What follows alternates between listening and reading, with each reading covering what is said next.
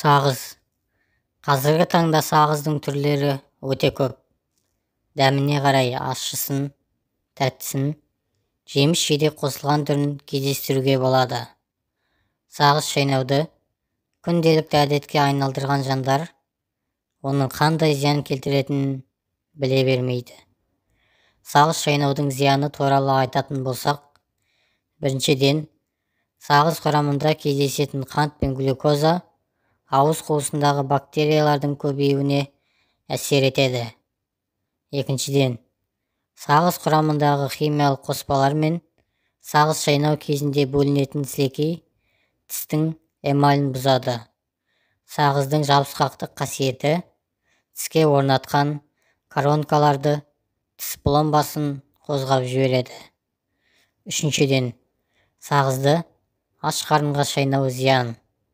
Сағызды шайнап бастағанда шартты рефлекс бойынша асқазанға тамақ келеді деп мидан сигнал барып, асқазаннан қышқыл сөл бөліне бастайды.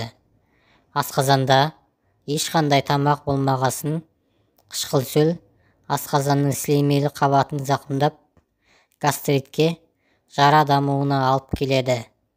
Егер үнемі аш қарынға шайнай беретін болса, асқазанда тамақ болмағасын, мидан сигнал келмей қалуы да мүмкін. Ол сигнал тамақ ішкенде келмей қалса, асқазанға ауыртпалық түсіреді.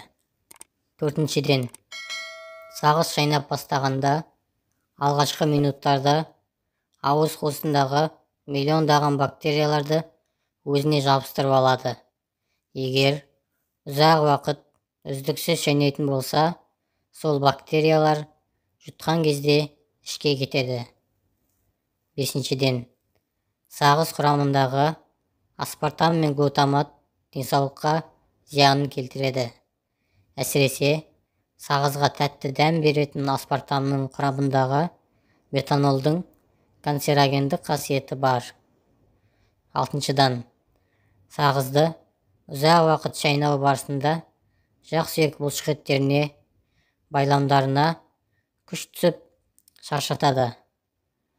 Сағызды тамақтан кейін 5-7 минут шайнап, лақтырып тастау керек, немесе мүлдем шайнамау керек.